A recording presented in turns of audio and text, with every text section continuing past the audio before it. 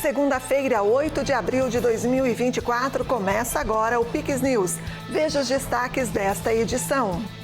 No Paraná, em uma das maiores feiras do agronegócio, ministro da Agricultura anuncia importante lei para o agro brasileiro. Produção de ovos no Paraná cresce 72% em uma década. Entre 2013 e 2023, o produto saltou para mais de 430 milhões de dúzias. Balanço Geral 2023 é entregue ao Tribunal de Contas em Santa Catarina. Órgão fiscalizador tem 60 dias para dar parecer à Assembleia Legislativa Estadual. Assinada a ordem de serviço para restauração da SC 283. Trecho entre Ceará e Arvoredo, em Santa Catarina, vai receber 135 milhões de reais em investimentos. Bolsonaro convoca apoiadores para manifestação no Rio. Evento está marcado para o feriado de 21 de abril. Trump rejeita a proibição federal do aborto. Republicano defende que cada estado deve decidir as próprias leis. E você vai ver ainda: eclipse total na América do Norte. Fenômeno visto no México, Estados Unidos e Canadá mobilizou milhares de pessoas. Essas e outras notícias a partir de agora no Pix News.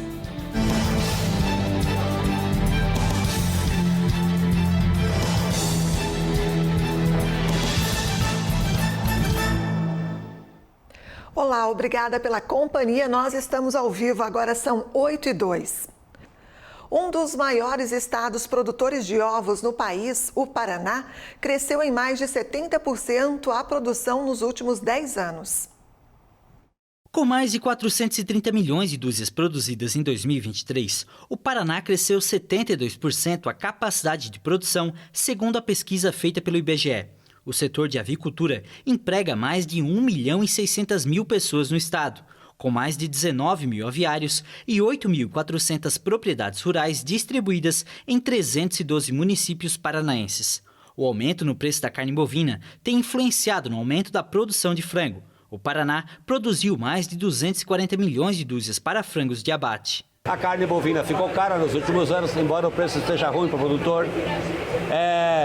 O frango continua sendo a proteína mais barata. O porco, a gente aumentou o consumo de carne suína no Brasil, está aumentando 2 quilos nos últimos anos. E aumentando muito o consumo de ovos e exportando ovos. Então isso fez um estímulo à produção e nós estamos crescendo. Então nessa visão histórica, um crescimento bastante relevante.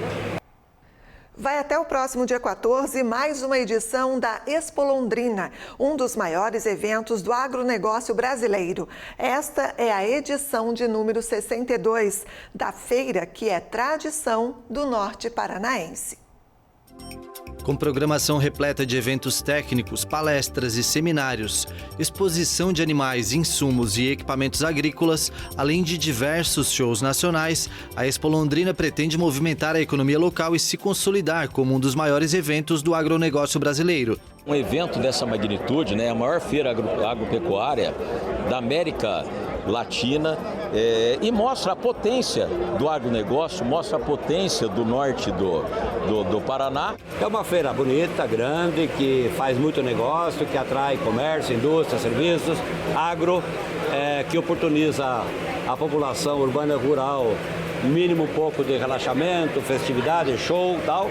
Mas é uma feira que oferece muita oportunidade de discutir aspectos muito relevantes de diversas cadeias. O destaque durante a presença do governador paranaense foi o anúncio da regulamentação da Lei Federal 14.515 de 2022, que permite a autorregulação de agroindústrias que produzem ração, proteína animal e outros produtos da agropecuária. Segundo o governador Ratinho Júnior, essa iniciativa representa um salto na produção do estado, que já é o maior produtor de proteína animal do país.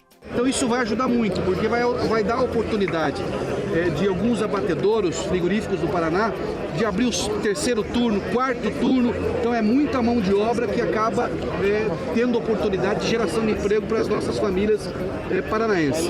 O reconhecimento do Paraná como área livre de febre aftosa sem vacinação também traz boas perspectivas. O governo federal está alinhando com o Chile a importação de produtos paranaenses, abrindo portas para novos mercados de exportação. Quando você tem um país como esse, como o Chile, reconhecendo, habilita outros países a reconhecer também. Tenho certeza que muito em breve Japão e Coreia do Sul vão fazer esse reconhecimento. O agronegócio representa uma fatia significativa da economia brasileira, gerando empregos e impulsionando as exportações do país. Eventos como a Expo Londrina têm um papel fundamental nesse cenário, movimentando ainda mais o setor e abrindo portas para o futuro do campo brasileiro. Tivemos e estamos tendo perdas bastante grandes. Tivemos com soja, com milho de primavera, com feijão. Estamos tendo com milho safrinha. Estamos meio enroscados com o plantio de trigo. Tudo fruto de um clima hostil, né? Mas também porque os preços todos estão ruins para a agricultura. A conta não está fechando. Já fazem 3 anos que nós somos reconhecidamente como área livre de febre aftosa, então são mercados que estão abrindo para nós.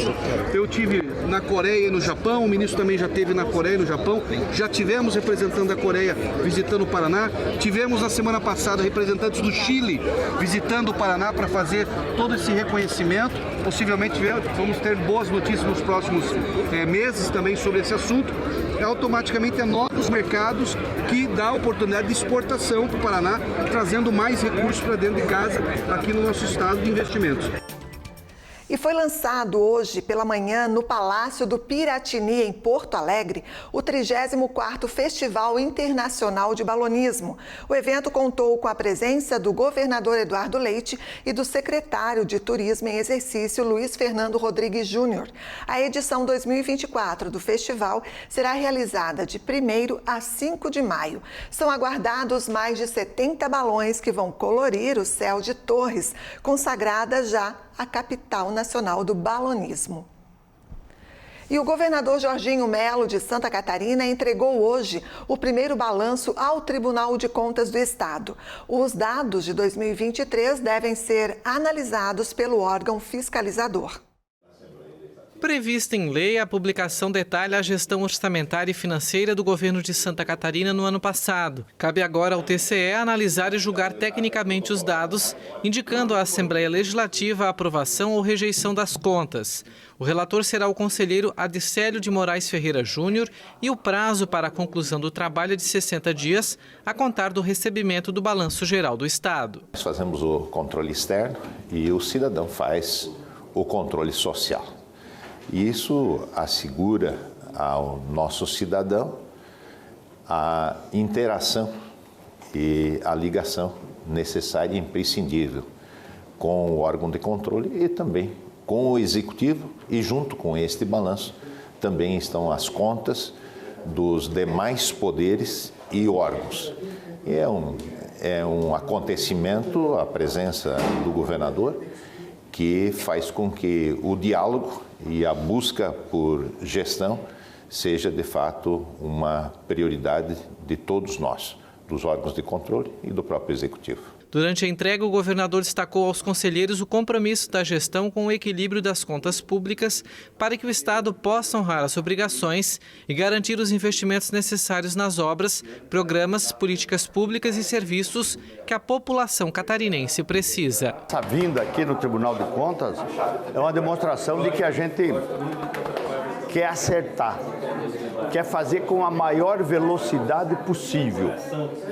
Contas públicas, transparência, economia, dinheiro bem aplicado e com velocidade. A gente tem um grande compromisso com a população de Santa Catarina de fazer bem feito, fazer ligeiro e fazer o que ninguém fez. Então é o que nós estamos fazendo nessa manhã aqui, entregando o balanço geral para análise do Tribunal de Contas, um trabalho feito por muitas mãos do governo, o pessoal da Fazenda, o pessoal da Controladoria, o pessoal do setor jurídico nosso, enfim, para dar transparência centavo por centavo do que o governo de Santa Catarina tem aplicado o dinheiro, de que forma, como e que sempre se resulte em benefício à sociedade. Então, por isso, não é comum os governadores virem no tribunal para entregar. Eu estou inaugurando essa nova fase, porque o Tribunal de Contas sempre tem sido parceiro do governo de Santa Catarina. E sempre que eu precisei chamar não só o Tribunal de Contas, mas todos os outros tribunais, todos os outros poderes, eles nunca me faltaram. Foi assinado no último final de semana a ordem de serviço para restauração com aumento de capacidade da rodovia SC 283 em Ceará, no oeste catarinense. O ato ocorreu durante a EFAIX 2024. A rodovia estadual deverá receber as melhorias durante os 27 quilômetros de extensão a partir do acesso ao município de Arvoredo, seguindo no sentido de Ceará, com previsão para ser entregue em 12 meses. Ao todo serão investidos pelo governo estadual cerca de 135 milhões de reais. Investimento importante de uma estrada que nós vamos melhorar a plataforma, ou seja, vamos alargar, vamos colocar a terceira pista, melhorar a drenagem. Faremos também uma adequação importante dentro do município de Ceará. O município se destaca pela produção de carne suína e de frango na região, sendo a rodovia um dos principais pontos em que diariamente diversos veículos pesados transitam pelo local. A obra possibilitará melhorias na logística e segurança dos condutores. É um asfalto que foi ali alimentado e construído em 1983, quando a gente ainda não tinha tanta potência como o Ceará é hoje. Então, para nós, é uma grande obra, uma obra importante para toda a região. Chapecó, Ceará, toda a região. Ceará é um polo. Ceará é o quarto maior movimento agropecuário de Santa Catarina. Por isso que essa estrada é fundamental, como é, claro, a SC 283 de Ceará Concórdia, que o governador também vai revitalizar. Mas a 8283 de Ceará Chapecó, o Arvoredo, é muito importante para o desenvolvimento e também para a trafegabilidade e segurança da nossa população. A obra faz parte do programa Estrada Boa do governo do estado, que vai investir mais de 2 bilhões para restaurar cerca de 1.500 quilômetros das estradas estaduais.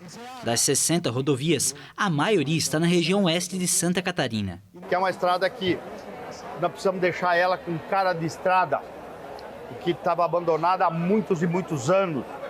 Passa governo e entra governo e ninguém fez nada.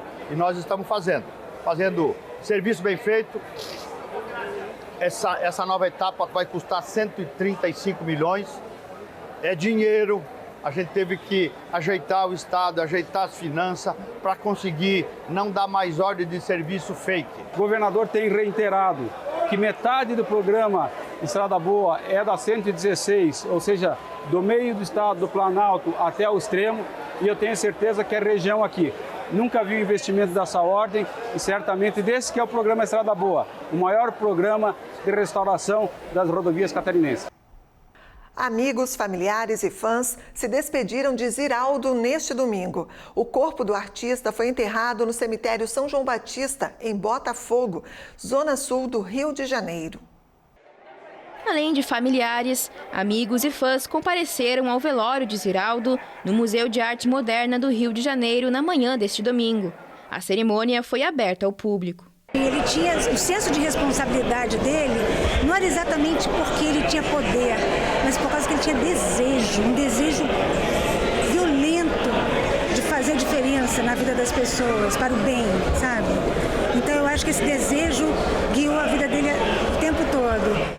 Ziraldo fez um trabalho durante décadas, 50 anos de literatura para crianças e jovens, e esse legado é eterno. A gente fala que Ziraldo se despediu ontem para mudar de cenário. O cartunista e escritor morreu no sábado aos 91 anos. Ziraldo foi o criador do personagem Menino Maluquinho e de outras obras infantis que fizeram grande sucesso.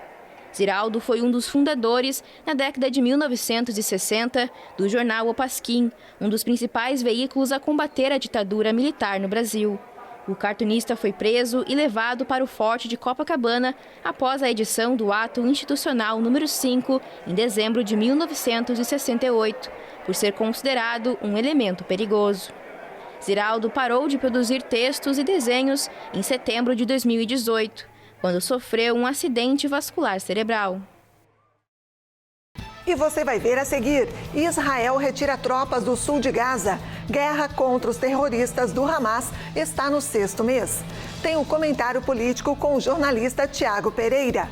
Eclipse total na América do Norte. Fenômeno visto no México, Estados Unidos e Canadá mobilizou milhares de pessoas. É depois do intervalo, voltamos já.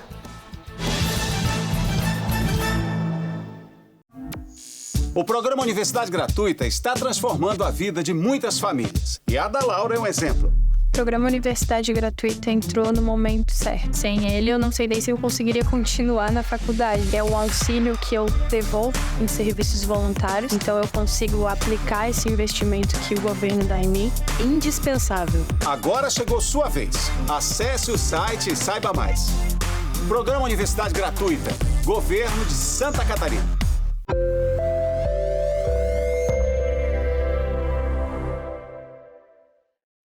Venha conhecer a Elevato Garopaba. Você vai encontrar mais de 15 mil acabamentos para a obra ou reforma dos seus sonhos. Elevato. Sua casa, nossa causa. A Casa Azul é uma clínica de psicologia e neurodesenvolvimento infantil especializada em transtorno do espectro autista. Estamos preparados para atender você e sua família num ambiente lúdico e acolhedor. A Casa Azul está no centro de Garopaba. Procure por Casa Azul Garopaba no Instagram e venha nos conhecer. A Viva Flor Garden Center é uma empresa especializada em plantas ornamentais, exóticas e frutíferas. Também temos serviço de paisagismo e execução, com uma equipe especializada para oferecer o melhor para o seu jardim. Venha nos conhecer! O Guins é especialista em vestir o seu lar com conforto, qualidade e tecnologia. Persianas motorizadas Unilux, cortinas sob medida e toldos que oferecem proteção visual e térmica, além de uma variedade de mobiliários, itens de casa e decoração. Visite-nos!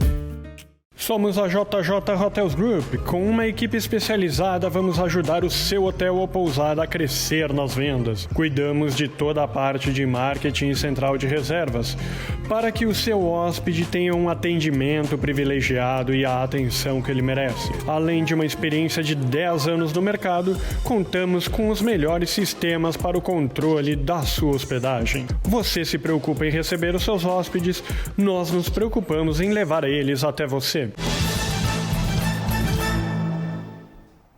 Estamos de volta agora, 8h18. Israel retirou no domingo as tropas do sul de Gaza. Também no domingo, o premier Benjamin Netanyahu garantiu que Israel está a um passo da vitória em Gaza e insistiu que não haverá um cessar-fogo até que o Hamas liberte todos os reféns.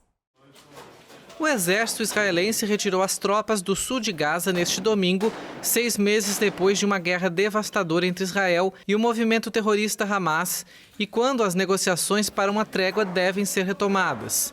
Mas os militares indicaram que uma força significativa continuará operando no território palestino para realizar operações precisas baseadas em inteligência. Pouco depois, o primeiro-ministro Benjamin Netanyahu garantiu que Israel está a um passo da vitória em Gaza e insistiu que não haverá um cessar-fogo até que o Hamas liberte todos os reféns. 6 meses de guerra deixaram o estreito território palestino em ruínas e a maioria dos mais de 2 milhões de moradores está à beira da fome, segundo a ONU.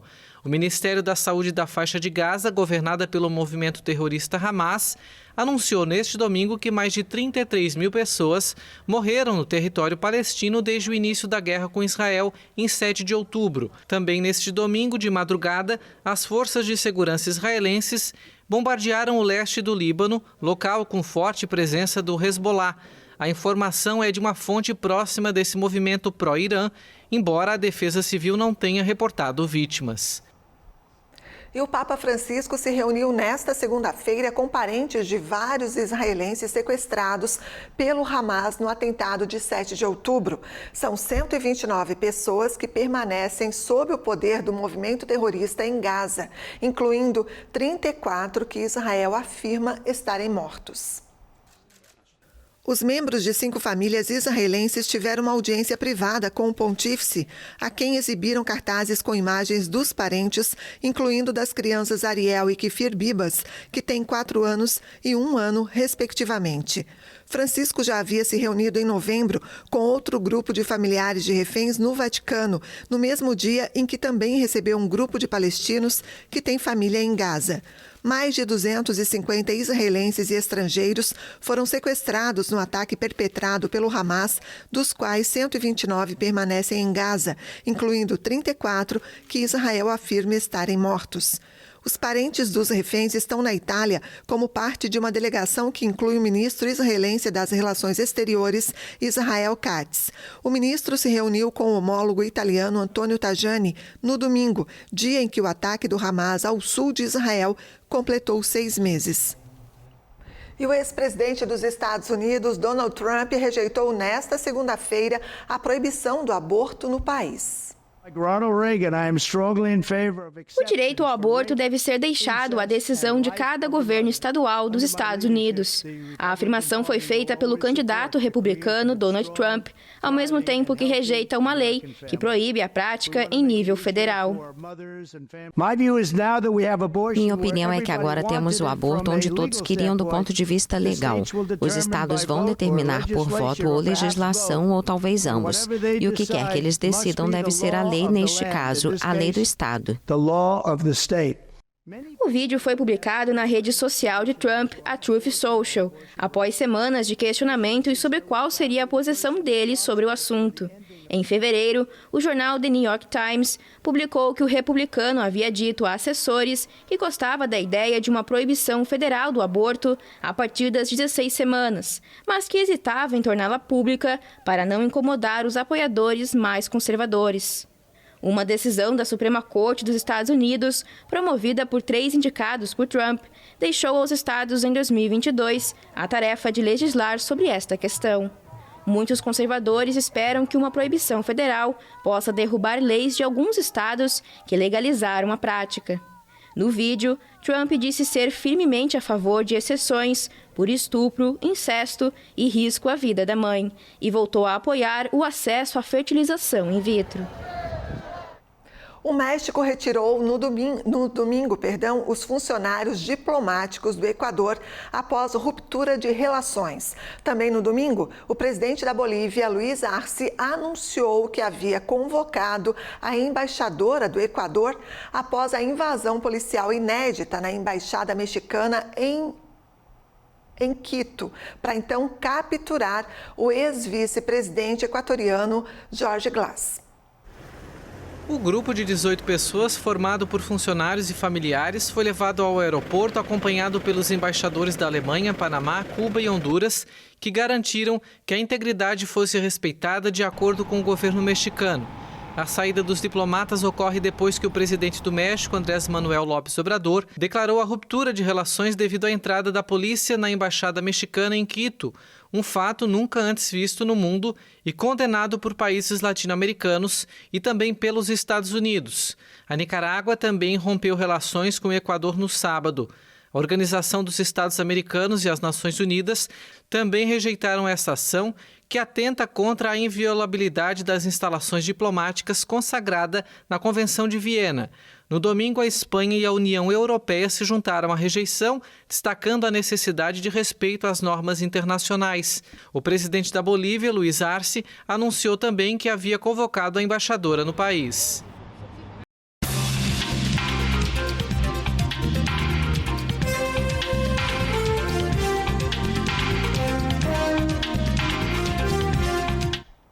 Encerra hoje o prazo para cadastrar o acesso aos serviços da Justiça Eleitoral pela internet no sistema de autoatendimento chamado Título Net. A partir de amanhã, o eleitor sem os registros biométricos deverá ir a um cartório eleitoral, caso precise, regularizar então o título para votar nas eleições municipais marcadas para outubro deste ano. As atualizações do título eleitoral deverão ser realizadas até o dia 8 de maio.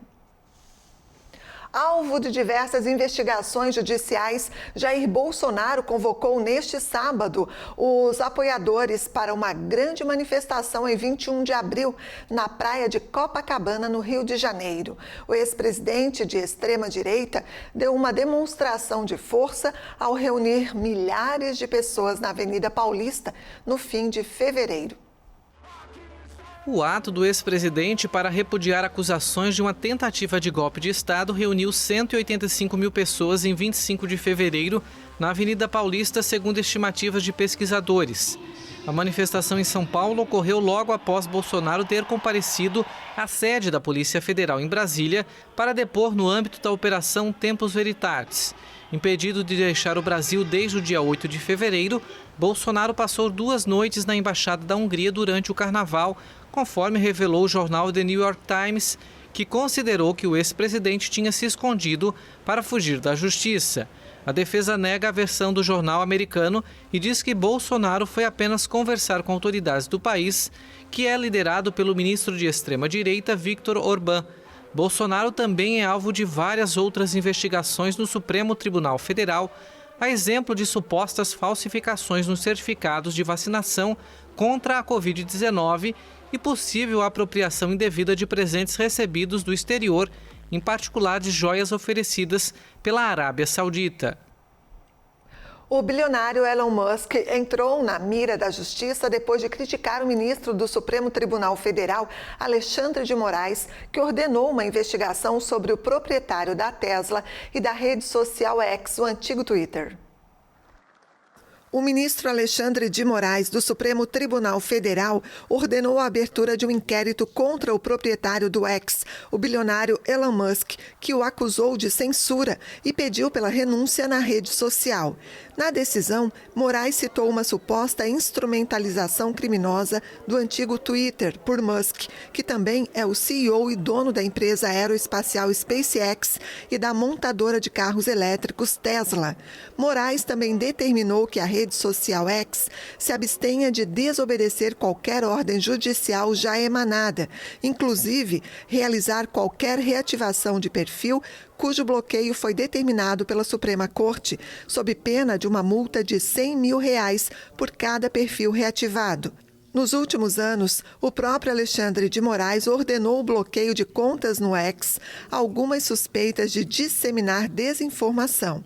No sábado à noite, Musk iniciou uma série de ataques contra Moraes no X, especialmente dizendo que contestaria as decisões legais, removendo todas as restrições que lhe foram impostas, sem dar mais detalhes. O bilionário falou sobre a possibilidade de perder as receitas no Brasil e fechar os escritórios no país, mas afirmou que os princípios são mais importantes que os lucros. Musk exigiu a renúncia ou destituição de Alexandre de Moraes, acusando o ministro de censura por bloquear contas da plataforma suspeitas de disseminar desinformação. E esse assunto sobre o mega empresário Elon Musk, que está na mira de Alexandre de Moraes, movimentou as redes hoje. Nós vamos continuar falando sobre ele agora com o jornalista Tiago Pereira, que inclusive já está por aqui. A gente pergunta para o Tiago que recado o Moraes quer dar às Big Techs, hein, Tiago? Boa noite, seja bem-vindo. Eu acho que o recado quem quer dar é o Musk, a todos os países sobre a liberdade que a gente precisa ter, inclusive para se expressar nas redes sociais. Boa noite para você, Andréia, e para toda a nossa audiência qualificada aqui da Pix TV. Vamos aos fatos, vem comigo. Bom, o Musk, empresário sul-africano, radicado no Canadá, é o mais novo alvo, como a gente viu, do inquérito das milícias digitais, um dos inquéritos apelidados aí pela mídia de o inquérito do fim do mundo, aquele que nunca acaba. O que Musk está fazendo é o que muitos brasileiros sabem, mas não podem fazer por motivos óbvios. Essa multa de 100 mil a cada desbloqueio de perfil lá na rede social X, ao mega empresário é praticamente troco e certamente ele quer dar um recado aos poderes e principalmente à população. Além disso, o ocorrido, que se agravou ao final de semana, virou mais popular, mostra o despreparo dos nossos representantes que não avançam em pautas importantes como essas. Afinal, a discussão sobre a legislação das redes precisa ocorrer e principalmente com a participação da população massiva. Não são eles que vão dizer o que podemos ou não postar, pelo amor de Deus. O mega empresário disse hoje em postagem na rede dele, o X ou X, como vocês quiserem, que as principais condutas éticas da empresa estão à frente de qualquer coisa e que, se for solicitado o fechamento dos negócios no Brasil, assim ele fará. Ele também pede que Moraes, e quando cita Moraes, ele cita o Supremo inteiro, abra o debate franco e aberto sobre o tema, situação que os ministros não querem.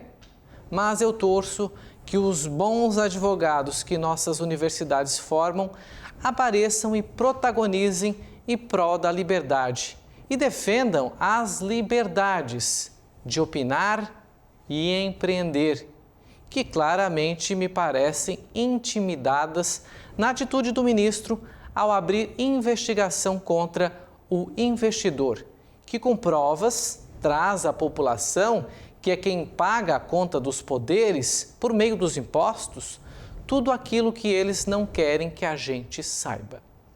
Além disso, cabe sim à nossa Suprema Corte abrir investigação contra as redes pelos conteúdos maliciosos que estão nas mãos dos milhares de brasileiros, com cunho erótico, sexista e até mesmo com cenas trágicas que circulam por aí livremente em redes sociais como o TikTok e até mesmo o Twitter.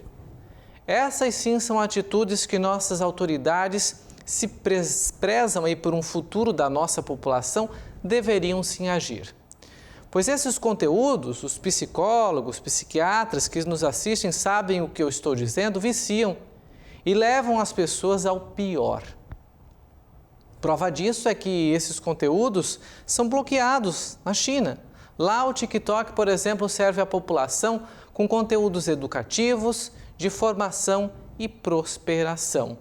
Ué, mas por que aqui no Ocidente a curadoria é diferente? Tem muita coisa em jogo e não é o Elon Musk o vilão dessa história. Ufa, essa foi. E olha, só para atualizar as informações, mais uma pesquisa que eu fiz, os países onde o X, o Twitter, como vocês quiserem, o X, já foi bloqueado: Nigéria, China, Rússia, Irã, Turcomenistão, Mianmar e, óbvio, a Coreia do Norte. É a famosa democracia relativa. E agora a gente vai falar sobre Sérgio Moro. Tiago, o julgamento das ações que pedem a cassação de Moro foi suspenso mais uma vez no Tribunal Regional Eleitoral Paranaense. Dessa vez, o desembargador Júlio Jacob Júnior pediu vistas dos autos e paralisou a análise que deve ser retomada amanhã. Aí a gente pergunta para você, o que esperar, hein, Tiago? A gente espera que, pelo nível da votação e pelo debate, Moro vai ser absolvido. Esse processo não vai andar no Tribunal Regional lá do Paraná, mas isso é na esfera regional. Tem coisa maior que pode chegar e o maior, a gente fala, obviamente, é o Tribunal Superior Eleitoral. É ele de novo na mira. Moro tem 3 votos contra a cassação e apenas 1 a favor da ação do PT de Lula e do PL de Bolsonaro. É isso mesmo. É a esquerda e a direita juntas pela primeira vez contra ele, o tão aclamado Sérgio Moro, que agora, nas narrativas criadas por esses partidos e apoiadas pela grande mídia, vira cinzas e pode, se for cassado, enfraquecer a oposição no Senado.